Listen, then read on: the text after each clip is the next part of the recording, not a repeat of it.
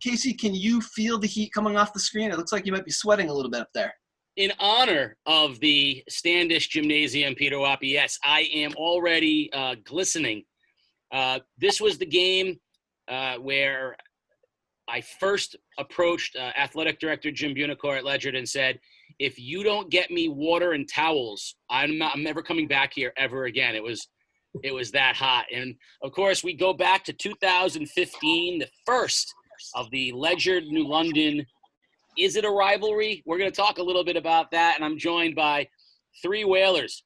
Of course, the then sophomore, now college-bound Major Roman, then senior, and now star in his own right, Collin Sawyer, and the coach, Chop Parker. It's so good to see all three of you. 5 years ago, this game was billed by us, the media and the public, to be, the game of the year. And it seemed like the only people who didn't want to acknowledge that were the coaches, who kept insisting it was just another game. And Coach, you made a really good point at the time when you said, I've kind of coached in bigger games than this one. I'm not going to make a regular season game with Ledyard into more than it is. And Dave Cornish, to his own right, said it's not a rivalry if you don't play each other, and we hadn't played each other. So, do you remember going back, trying to balance the expectations of the public and your team with your own idea that, guys, this is just another game? Well, Case, I truly believe we approached it as such, just another game. Like I've always said, in London, there's not many programs that enhance our program, and I don't believe there's any teams locally that enhance New London. What I mean by that is, if we beat somebody around here, it's no big deal. Normally, if they beat us, it's a big deal. We're more of a state level program than any other team historically, than any other program in this area. But having said that, we had a lot of players, a lot of young men on the team that knew each other. They were friends. And I heard talk prior to the game, about people talking about the game, and even the Ledyard coaches and people as such. And but we went into the game over to their gymnasium. We came out. Ultimately we came out with the victory. And matter of fact, we beat them again later in the season. And we take some accomplishment in that. And we had a veteran team. We had an up and coming sophomore, Major Roman, that played very well that game. Actually, Nabate Metz probably had one of the best games of his career. And of course, it's funny, Coach, watching it, I didn't realize how many talented basketball. I mean, there was a lot of talented basketball players on the court at that time. You had, Deontay Bruton went on to be, Division III, kind of player of the year. And, Collins, a college basketball player, and, Major's a college football player. And, there was a lot of talented players on that floor, people that went on and played in college. And Collin, looking back, this was kind of right in the middle of game day's ascension. Everyone sort of looks at Chris Dunn's team as the one that got game day going, and then the Mikey Bassetto, Dev Ostrowski years as the years that sort of elevated us. But this team here, you guys were undefeated. You were ranked 4th in the state. This was a premier team. The gymnasium reflected it. Looking back, do you remember how big this game felt as a player? Not because of necessarily the rivalry, but because you guys were undefeated and ranked 4th in the state. Yeah, absolutely. I mean, I know we definitely tried to maintain it's just another game and like that type of mindset, but I mean, you just knew that the tension was high. I mean, even when you walked in to like for layup line, even when you saw the JV game, I mean, the number of people that were already there, like a line to the door. I mean, those are the games you play for, to play in front of that many people and take advantage of those opportunities. So, Mage, you were unique in this one. You were only a sophomore. You weren't a starter. New London went 5 seniors deep, and it wasn't the deepest team that Coach has had. You were the first guy, though. And in this game, as Brian Cespedes had been the starter. And in this game, you had got pressed into service early. What do you remember about this game coming in so early in the game? I think it was probably your best game of the season at that point. What do you remember about being a sophomore on this senior undefeated team? And what do you remember about getting called into service in this game? Yeah, like Collin was saying, just walking into the gym, you could feel the atmosphere. You could tell that people had come to see a good game. And I really enjoyed being on that team. It was a senior-led team. I had been playing with some of those kids my entire life. And Brian Cespedes was one of my best friends, and he was starting at the time. And he knew that I always had his back and vice versa. And when he went down with some foul trouble, I was able to come in and I was able to step up in the moment. And, it was one of those games where you just feel good, make a move. The ball just seems to be going in on its own. And really, really enjoyed playing that game. And it's great to just relive some of these moments. Coach, we talked a little bit about how smart this team was off the floor. Obviously you've got a couple of college, scholars right now. There's not many rooms that Collin would defer to someone in the intelligence department. He's got a Yale guy sitting there in the same room with him. These are two very smart young men. Of course, your own CJ was on this team, another bright kid. A lot of brain power. Is this maybe the smartest team that you've coached from a IQ standpoint? And do you think that translated onto the basketball floor for them? Oh, absolutely. As you said, Major at Yale, Collin at Brandeis, CJ went to Northeastern, et cetera. And very cerebral team. They had an intelligent approach to the game, and certainly the most intelligent team that I've had the opportunity to coach. Their play on the basketball court, and even what they've been able to accomplish in the classroom. Now, Collin, you move on. At Brandeis, like Coach said, talk a little bit about the college game for you. What you've sort of seen as the challenges in the college game, and then talk a little bit about DeAndre Bruton, who has really flourished in the Division III level, and what you see watching this game about both your career and his, sort of like the transition from high school into college. Absolutely. I think the biggest, the hardest thing transitioning for me was, and I was cringing watching myself in this game, defense. Oh man. I've definitely improved dramatically defensively. And the other point of just like the physicality. I know in my post-grad year, I put on 30 pounds from when this game was from. And then I was a freshman and I felt like I weighed too much and I wasn't quick enough. So now I'm like 10, 15 pounds less than that. And it's like a perfect medium. But it's definitely, with all the cerebral stuff, as you get higher up levels, the game becomes a lot more complicated. And when we're playing teams, they're really like taking advantage of mismatches, just like, in this game, which is partly why I think Major flourished. I think we really emphasized that we were bigger than them and that he really needed to step up this game and that he could play a dominant role. And he clearly did. And what did you see from Bruton from this game that he was able to take? Because now here's a kid who's not a big kid. You talk about the size and physicality of the college game. How do you think he was able to flourish at the Division III level? He's fast as lightning.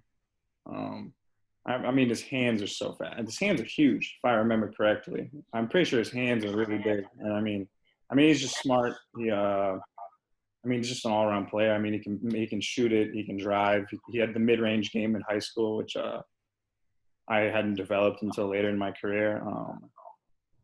But yeah, he had a fantastic career at Nichols. I was able to watch him a couple times. I would have loved to have played him again, but of course it doesn't always work out that way. So Mage, I look back now. You were a kid. You were young. You had one of your first dunks. The dunks got better as you got older. I'll say that. Talk a little bit about when you guys were coming down the stretch of this game, and you're drawing up the last play of the game. What's it like in that moment to sort of have to, come up with that last shot. And I really want to know secretly, what is coach what's coach like drawing up a final play in the huddle? That's what I really want to know. It's funny you talk about the intelligence and the IQ. At the time, I'm not the brightest basketball mind, but I always had trust in my coaches, and the older guys, of course. So coming down the stretch, we knew we were a great team that we would be able to pull it through, and the game plan was what we drew up, and worked out very well. And it's just a great experience overall. Coach, what do you remember about that last play? Of course, you want to get the ball into your, senior, one of the scoring leaders in the state's hands, and you did. What about that last play do you remember most? Case, it just happened so fast. I really don't recall anything in particular other than the final result. Like I said before, Collin Sawyer made one of the biggest assists in the history of New London high school basketball. And it was my son that, was on the receiving end of it. And I just remember, being very, very happy, very rewarded, just for our program, and a nice win for us, and, get out of town, get back to New London. Other than that, the play I can't even remember the play that we designed that we called. Maybe Colin can. I'm gonna ask Colin. I'm not gonna put him on the spot for that, but I am gonna ask him something about it, which is CJ was kind of we kept calling him the glue guy all the time, which is usually a nice way of saying the guy that doesn't do anything well enough to single out, but does everything pretty well. So it was kind of ironic that they really chose not to guard him on that play. They wanted to take Seth Lake away, and they wanted to take you away and all that. When you had the ball in your hands, I don't need to know about the play, but just walk through. Were you like eyes like this when you saw CJ? Yeah, I mean, I want to say, so I remember I got the ball and CJ came up. I know I rejected the screen and went left, and I had like a step on, I want to say Andrew Bird, and then someone stepped up, help. And I mean, definitely going through the play, the last thing in my mind was probably to think to pass, if we're being honest. But he was so open. It just that's when the instincts and IQ kick in. I mean, it just was like, for all I know, the time could have ran out. I don't know. It just it happened so fast, and I just made the play. But yeah, honestly, now if it happened again, I wouldn't be surprised if I pulled up mid-range instead. I don't know if the result would be different, but I'm gonna have Peter Wappy come in here for a second, because Peter, you looking back at the highlights say that you saw something very unique on that play. So if we watch this fourth quarter unfold, you will see that we couldn't see what was happening on the Ledyard bench, but we could see the athletic director from Ledyard on the baseline recognizing the open man, and you can see the visible frustration in his body language when no one was there. And I joked ironically, being good friends with him, that's the most attention he'd ever paid to defense in his career. And I can take that zing because he's my guy. So I want to find out, we'll talk a little bit about where everybody is right now and what everyone's doing right now. So I'll start with Major. We know you're at Yale, and we know you're playing football. Just talk a little bit about how this past season went for you, football being one of the few sports that was able to get its entire season in. Talk a little bit about how football went for you, how school's going for you, and with, the uncertainty of the upcoming season, what you're hearing from your coaches and what you're doing to stay sharp. Yeah. So as you said, I'm right now. Well, I just finished up my junior year at Yale. It was actually a great year for me, both athletically and academically. Athletically, I was thrown in for a larger role on our team. The other tight end that I was sharing reps with the season before, he ended up going down with a severe knee injury, so that thrust me into the starting spot. And I was really excited to see my development over the season, just having more experience. And it was just another great team to be on, and we eventually went on to win. Well, we're sharing the Ivy League title, just that last game against Harvard, just a historic game. We came out in double overtime to win, and it was just one of those moments that I'll never forget in my athletic career. And right now, things are a little uncertain. Still trying to hear back from like the head ups in NCAA to hear about what our season will be coming up. But we're very hopeful right now. Right for us players, it's kind of business as usual, just still lifting, training, running, getting prepared as if we had a season like usual. I'm just really excited to go into my senior year, just give it all I got and just leave it out on the field and graduate with a Yale degree and hopefully be able to take on the real world once that comes. Well, it's funny because you don't see Yale Harvard leading Sports Center often, but it did on that day where you guys pulled out that double overtime victory. And, of course, it's got to be interesting to come to practice and have your middle linebacker say, sorry, I'm late, guys, but I was in the lab trying to develop the vaccine that we're going to launch come January. Being surrounded by people who are invested in things, bigger than just sports is really impressive. Collin, you're at Brandeis. Talk a little bit about where you're at and what's coming up for you. And in playing, the winter sports, you guys also were able to get through the majority, your season toward the end. What ended up happening with you? So basically, this past season we did pretty well. I want to say we finished 17-8, third in our conference. I think I've had a very unique Division III experience. I've been very fortunate to be a part of the UAA conference. No other conference at this level flies for most of their games, and that's been an awesome experience. Outside of that, I'm actually I'll be going to grad school at Brandeis next year and playing one more year because I broke my wrist as a freshman, so I have one more year, and hopefully I have a season as well. But I'm looking forward to it. What's the team looking like if everything goes your way? I'm excited. We're only losing one person, my best friend, who actually broke the school's 3-point shooting record this past year. And I'm going to try and beat it, but it's going to be tough. He's something.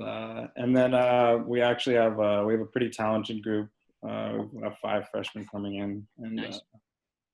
We've had about like 10 or 11 guys on our roster the last couple of years, and it'll be nice to be around 15 a little. It'll take some pressure off my knees, maybe get a couple less reps. I'm sure. You have to worry about your knees at your age. Coach, you keep killing me with he's worrying about his knees. So, Coach, let me ask you, how do you a lot of uncertainty about the upcoming, fall. We don't even know what's going to go on with schools and things like that. How do you, especially in a town like New London, where you get so many kids who have so many other obstacles facing them, how do you try to keep people focused on things like school and whether or not there's even going to be a season?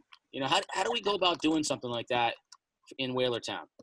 Well, I can tell you if I base it on my own house, it's very difficult because I have a daughter in high school that you're obviously currently not attending the school right now physically. It's all over the computer, learning and stuff, and it's pretty interesting. I just actually asked my assistant coach Ani Della Rosa to send out some updates to the players, what's going on right now, trying to get together with them in some regard, to give out some senior awards and things of that nature, and keeping them informed if we're going to be able to, participate in the summer league this year, and things of that nature. But yeah, so it's pretty interesting times, and we deal with it, the best way we can. So, Mage, I can tell you, speaking of that, seasons being ended, just a little tidbit for my son. He was an assistant coach on a the Burke High School out of the city of Boston, Dorchester district, and he was a assistant coach, and they shared the state title. They were able to play through the semis, but they couldn't get to the championship game. So he was an assistant coach on the Boston team for co-champs. And I went up to see him play, and I was very proud to see him sitting on the sideline coaching and things of that nature. With a very tough inner city school in Dorchester, Mass, by the way.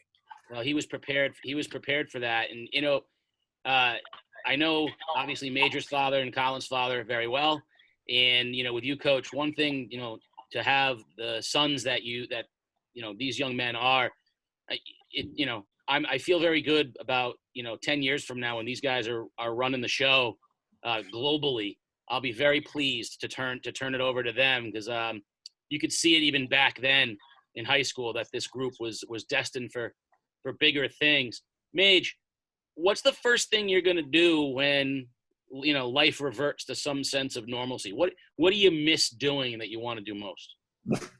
I guess it's going to be a real football answer, but just get back into a weight room. It's been pretty tough. We still have a workout plan, but a lot of it is and just once I can get the opportunity to finally get back in and just feel like I got my body going again, I'm really excited for that. Well, I mean, the Roman family could put together a workout regimen just amongst the family. I think, you guys could probably figure it out. You could have your brother and your sister knock you around a little bit too. So yeah, it gets a little rowdy, but I'm getting a little bigger now, so I can take them on. Well, your brother's concentrating on taking over the world anyway, so I think you might have to get the jump on him. Collin, what about you? What are you looking forward to? I don't want to copy Major, but I definitely miss being able to shoot inside a gym. I've been able to go to an outdoor court every now and then, and I'm the furthest thing from an outdoor cat. I can't deal with the wind or all like that wind, yeah, I know. It's not for me. But it's given me a chance to work on the handle a little. But no, I just look forward. Just being able to go to restaurants, eat, see friends. Just be back to normal. But like you asked before, how to deal with these kind of things. I think a lot of us just you kind of have to put it in the perspective of you can only control the controllables, and this isn't really something something way bigger than us. It's clearly a worldwide thing. You just kind of have to sit back and do what you can. Yeah, and it's a great perspective. And Coach, for you, I know you got the double-edged, you want to get out there and coach, I know, but I know you also as a parent, like you said, for me, I'm agonizing over not being able to watch my son, play baseball. And that's, for me, it's like, I just want to watch him flourish. So for you, it's as a coach and a father, I know you want to get back out there to do both of the things that you love, coaching kids and being a father. Yeah. Well, yeah. Well, we weren't able to experience our daughter. She pitches at Glen High School. She just talented kid. Year, so she was on the softball team. Her mother, as you know, was the head coach, and they weren't able to have a season this year. And they're hoping to have volleyball in the fall. That's probably still, still uncertain. So, I'm hoping that we're actually going to have a basketball season this year. And these guys will know. I think the best thing that will come out of this case, which I've never been a proponent of, one of the best things in terms of basketball is finally do away with that silly handshake line at the end of games. I think we don't have to worry about that anymore. Finally, found a way to get rid of that. I was saying that all sports benefit from the 6 feet of spacing. I said that's fantastic. We can learn how to spread things out in all the sports now. Everyone has to stay 6 feet away at all times. Yeah, but I'm with you, Coach. The handshake line, we can figure something else out at the end. Yeah, we get that. So we're going to take us back now to the second half of this game. This game is momentous for a lot of reasons. It really showcased this undefeated New London team. It was inside the hottest gym on the planet. It was the debut of the sports doctor, a young-looking sports doctor at the time when he was terrified of talking to you, Coach. Now he's confident in approaching you at halftime. He was terrified back then. I have to correct you on one thing, Case, just for the gentleman on the team. I think that year we were definitely ranked as high as second in the state. You were, but at the time of this game, you were 4th. You were 4? Yep. Oh, At that's this awesome. time, you were 10. You were 10-0 after this game and 4. I only know that because Peter does all the research for me. If it wasn't for that, I wouldn't have had any idea either. We can't argue with him. No, he knows all. He knows it all. Please watch the second half, and of course, the play, as we like to call it, that really sent New London out with that victory. And enjoy the second half of Ledger New London 2015, a game day classic at Ledger High School. As always, I can't thank you guys enough, Coach Parker, Collin Sawyer, Major Roman, for taking some time out and not only providing us with, what your guys are doing now and some insight, but helping us relive the great memories that, sports can be such an important part of our lives. And so thank you guys for sharing that with us. Thank you, Case. Thanks for having us. Thank you. Thank you.